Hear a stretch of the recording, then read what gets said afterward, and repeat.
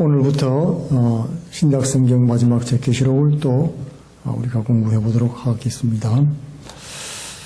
이 계시록의 계시라는 것은 하나님께서 성령의 감동으로 계시로 보여주신 것입니다. 성경의 모든 말씀은 계시의 말씀입니다. 그래서 우리 기독교를 계시의 종교라고 하지요. 인간이 깨달은 것이 진리가 아니고 인간의 힘으로 뭔가 진리에 이르려고 하는 것이 아니라 인간의 힘으로 죄인된 우리 능력으로는 절대로 절대자인 하나님을 만날 수도 그분의 뜻을 깨달을 수도 없기 때문에 말씀을 통해서 우리에게 자신을 보여주신 것이 이 성경 말씀, 즉 계시라고 하는 것입니다. 물론 자연 계시라는 것도 있습니다. 자연을 봐서 천하 만물을 보니까 마치 우리가 집을 지으면 그 집 지은이가 있는 것처럼 천하 만물을 만상을 보니까 하나님이 계셔서 이 모든 것을 지었구나 하는 것을 깨닫고 알 수 있는 그런 간접적인 깨달음과 계시도 있습니다. 그러나 온 만민이 자기 뜻대로 자기 생각대로 하나님을 쫓아가려고 했지만은 결국에는 진리에 이르지 못하고 하나님의 영광에 이르지도 못했기 때문에 하나님이 직접 말씀을 통해서 계시를 보여주셨습니다. 특별히 이스라엘 민족을 택하고 그 전에 아브라함을 택했죠. 이스라엘 민족을 택해서 하나님의 뜻을 밝히 보여주시고 또 그 후손 예수 그리스도를 통해서 만국을 구원하시고 그리고 다시 그들을 회복시켜서 영생 천국하는 곳에 하나님과 영원히 함께 사심하고 약속해 주신 그 계시의 말씀인 것입니다. 그래서 이 계시록은 성경 전체를 마지막으로 총괄하는 요약하는 책이라고도 할 수 있습니다. 오늘 말씀해 보면 예수 그리스도의 계시라고 하지 않았습니까? 성경은 바로 예수님에 관한 계시의 내용이에요. 성경 전체를 말하는 요한계시록을 첫 번째 시작하면서 뭐라고 말했습니까? 예수 그리스도의 계시입니다. 사람들은 계시록 하면은 이 세상적인 일들이 어떻게 돌아가는지 궁금해하고 알기를 원합니다. 그 세상 사람들은 세상 얘기를 듣고 싶어 합니다. 그러나 우리는 하나님을 믿고 구원받은 하나님의 자녀이기 때문에 예수 그리스도께서 이 땅 가운데 살면서 우리가 무엇을 원하시는지를 찾아내야 되는 것입니다. 전에는 계시록을 공부할 때 전체 내용이 중요하다고 말씀을 드렸죠. 숲도 보고 나무도 보는 그런 관점이라야 된다. 성경은 전체적으로 말한 다음에 다시 구체적으로 예를 들고 전체적으로 말한 다음에 구체적으로 예를 들고 이런 식으로 진행된다고 말씀을 드렸습니다. 그러나 무엇보다도 이 계시록을 볼 때는 숲을 보는 전체 그림을 보는 것이 굉장히 중요합니다. 구체적인 무슨 예나 무슨 구체적인 사건들 이런 것들도 중요하겠지만은 그러나 전체 주제를 아는 것이 굉장히 중요하다. 전체 주제가 뭐가 되겠습니까? 계시록은 우리가 한번 공부한 적도 있었습니다만은 예수께서 승리하셨다. 그게 주제예요. 주님이 이기셨다. 그러므로 우리 성도들도 승리할 것이다. 이미 이긴 싸움을 싸우는 것이다. 마귀의 뱀의 머리는 깨어졌고 이제 마지막 몸부림을 치는 뱀이 꿈틀거리면서 머리가 깨져도 몸은 움틀거리잖아. 그죠? 머리가 깨지면 죽은 거예요. 이제는. 당장은 안 죽었지만은 몸부림을 치지만은 이미 죽은 것이나 다름이 없습니다. 그러므로 우리는 두려워할 필요가 없습니다. 머리가 깨진 뱀이 물 수가 없지 않습니까? 몸부림을 쳐도 우리는 이 이긴 싸움을 싸우는 것입니다. 그러므로 두려워하지 말고 말씀에 굳게 서서 하나님의 뜻을 이루라. 그것이 계시록의 주제가 되겠습니다.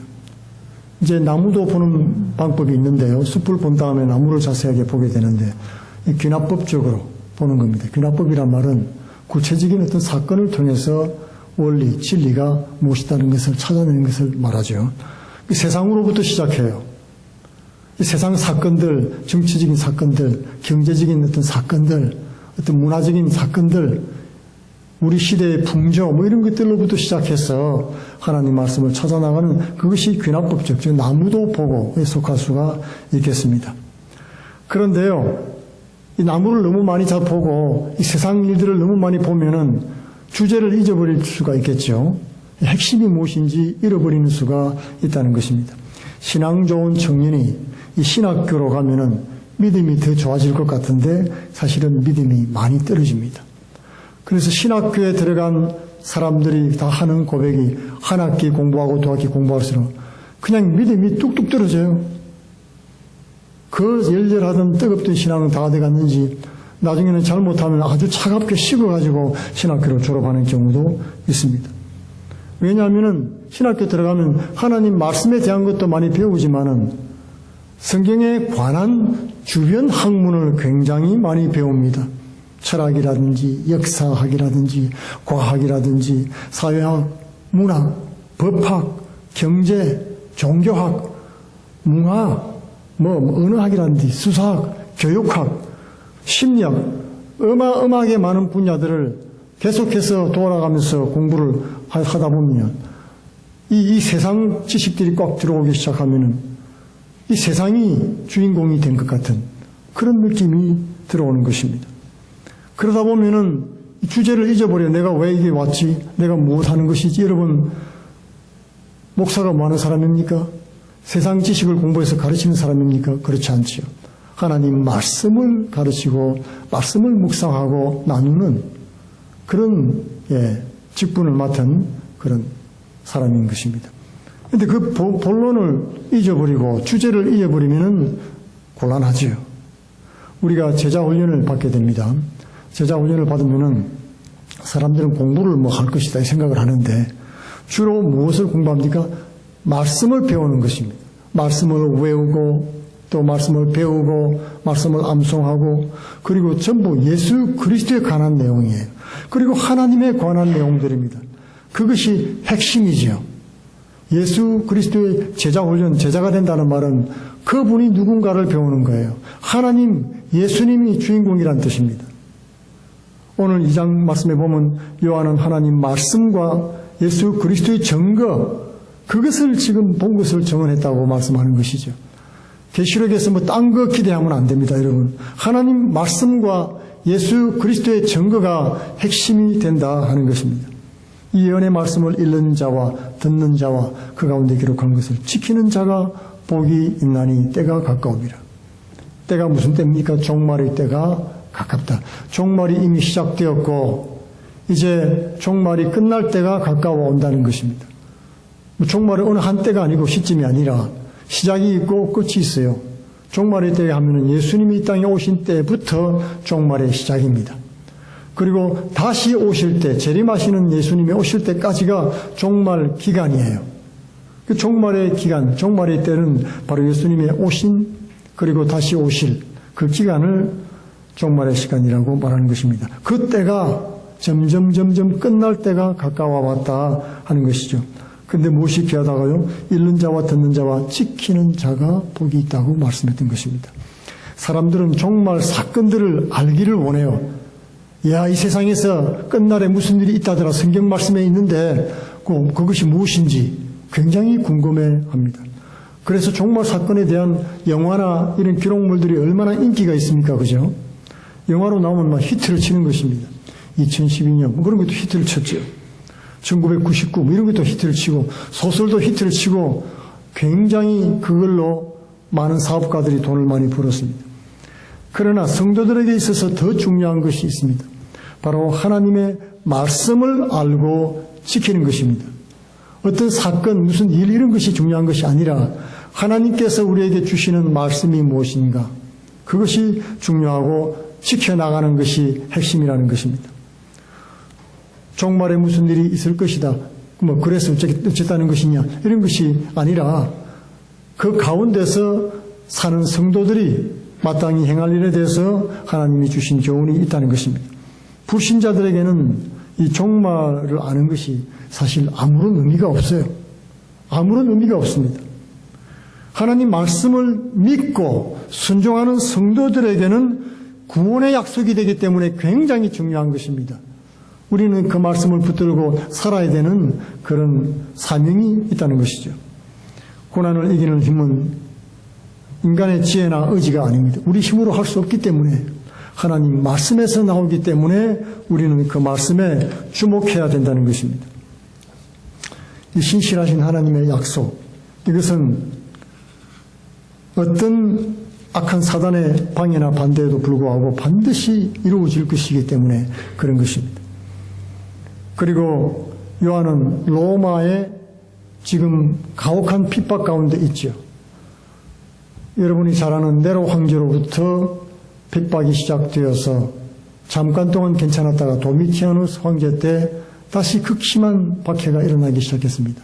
한 56년, 59년경에 일어났던, 그 다음에 한 97년경에, 95년에서 7년 사이에 또다시 큰 박해가 일어났죠. 자신을 신으로 섬기라고 선포하면서 오직 하나님만 섬기는 예수 그리스도만 믿는 그리스도인들이 엄청난 박해를 당하기 시작했던 것입니다. 그런 견딜 수 없는 고난과 역경이 찾아왔지만은 말씀을 통해서 위로를 주셨기 때문에 능히 견딜 수가 있었다는 것이죠. 그 가운데에 이 계시의 말씀을 통해서 고난 가운데 하나님이 어떻게 역사하시는가를 보여주었던 것입니다. 그러므로 우리는 환난과 어려움이 우리 삶 속에 찾아올수록 더욱 하나님 말씀을 읽고 묵상하고 그리고 행하는 일에 힘써야 되는 것입니다. 역사의 심판과 종말은 이 세상의 권력자들이나 힘있는 자들에 의해서 오는 것이 아닙니다. 전능하신 하나님께서 주장하시기 때문에 하나님의 뜻을 면밀히 살피는 것이 굉장히 중요한 것입니다. 오늘 보면은 이 성경에 기록된 계시록의 주제가 밝혀져 있죠. 4절에 나와 있습니다. 그죠? 왜 계시록이 기록됐는가? 아시아에 있는 7교회에게 편지하노니, 하나님께서 아시아에 있는 7교회, 7교회는 성도들, 교회를 대표하는 것입니다. 7이란 말은 하나님의 숫자고 완전한 숫자죠. 이 아시아, 소아시아는 지금으로 말하면 터키 서부 지역인데 이 지역에 교회가 많았어요. 굉장히 많았습니다. 그럼에도 불구하고 7교회를 택해서 하나님께서 보내셨다 하는 것은 바로 전체를 대표하는 것이기 때문에 그렇습니다. 그러니까 전체 교회들에게 하나님의 메시지를 편지를 통해서 보내셨다는 것이죠. 그래서 하나님께서 이 계시를 주었습니다. 이제도 계시고 전에도 계셨고 장차 오실리 그의 보좌 앞에 있는 7명과 충순된 일꾼으로 죽은 자 가운데 문전하시고 땅의 임금들의 머리 되신 예수 그리스도로 말미암아 은혜와 평강이 있기를 원하노라. 편지의 서두를 그렇게 시작을 하고 있는 것입니다. 편지의 서두에 누구에 관해서 얘기합니까? 예수 그리스도. 이제도 계시고 전에도 계셨고 장차 오실리. 마지막 8절에도 그렇게 강조하고 있죠. 알파와 오메가며 이제도 있고 전에도 있었고 장차 오시리. 이분이 편지를 썼다는 것이에요. 이 세상 가운데서 두려워 떨고 걱정하고 염려하고 뭐 먹고 살 것인지 어떻게 될 것인지 괴로워하고 고민스러워하는 성도들에게 전능하신 하나님께서 여러분들에게 지금 말씀을 주십니다. 위로와 능력의 말씀을 주십니다. 그러므로 여러분 그 말씀을 듣고 힘을 내세요. 그런 뜻인 것입니다. 사람이 보낸 편지가 아니라는 거예요.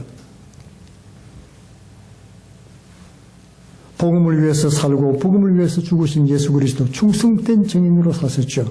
여러분 아시다시피 예수님은 우리를 위해서 십자가에서 돌아가셨습니다.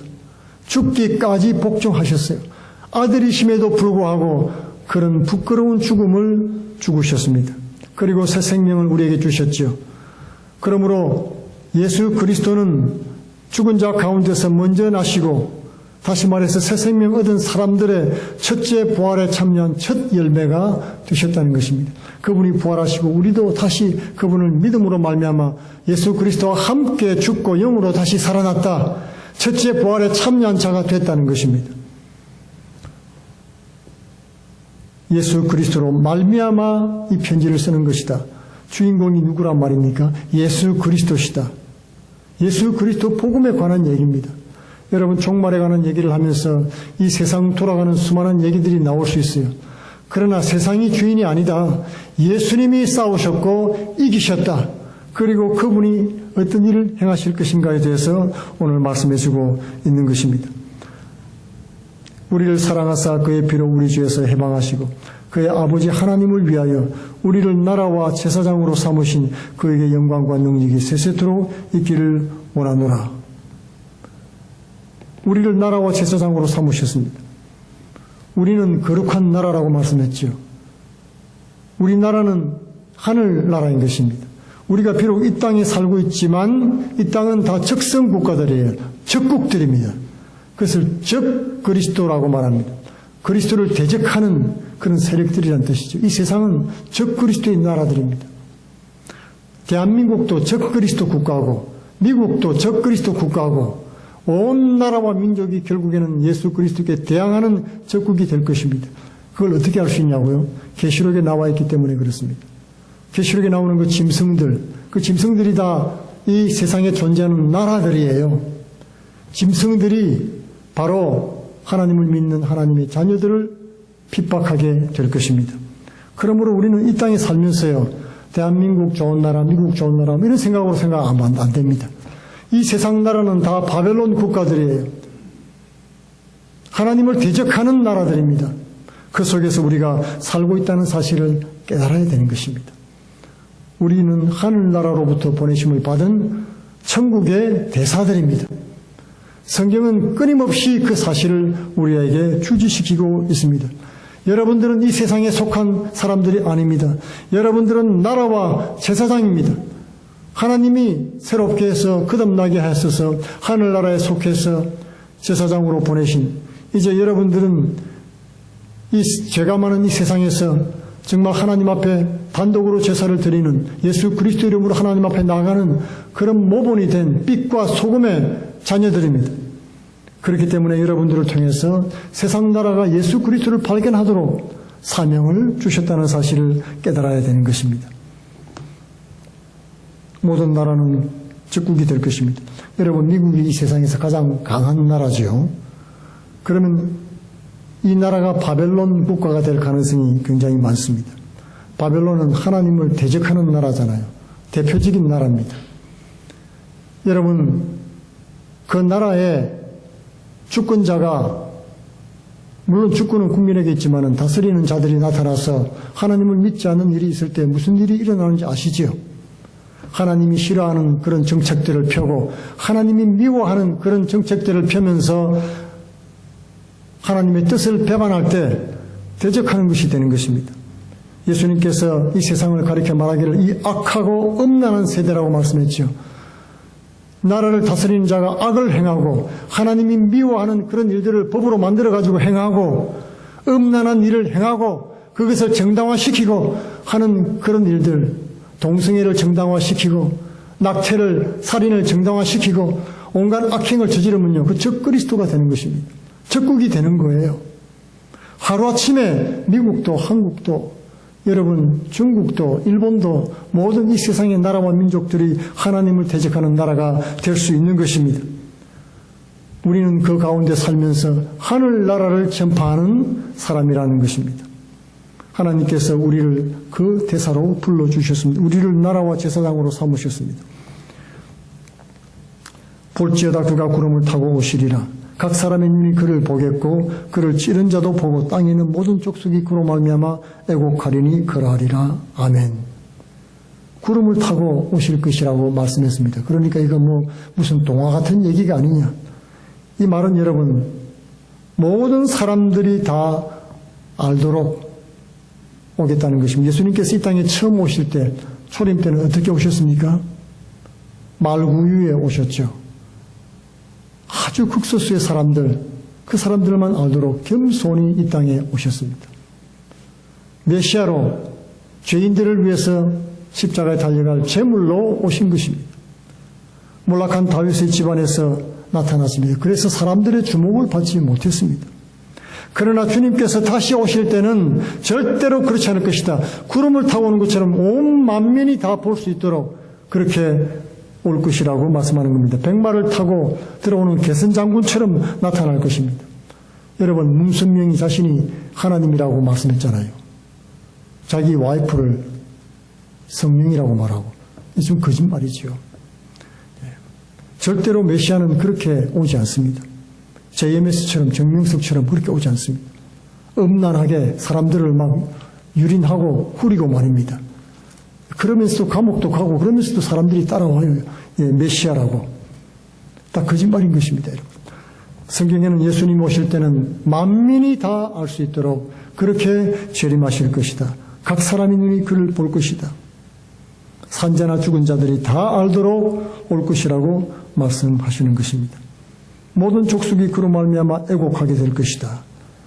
울고 통곡하게 될 것이라는 것입니다. 여러분, 성경에는 애통하는 자는 복이 있다고 말씀하고 있죠. 그분은 천국을 얻을 것이다. 그럼 그런 뜻인가? 그런 뜻이 아니죠. 지금 자신의 죄와 허물에 대해서 애통하고 회개하는 사람은 천국을 얻을 것입니다.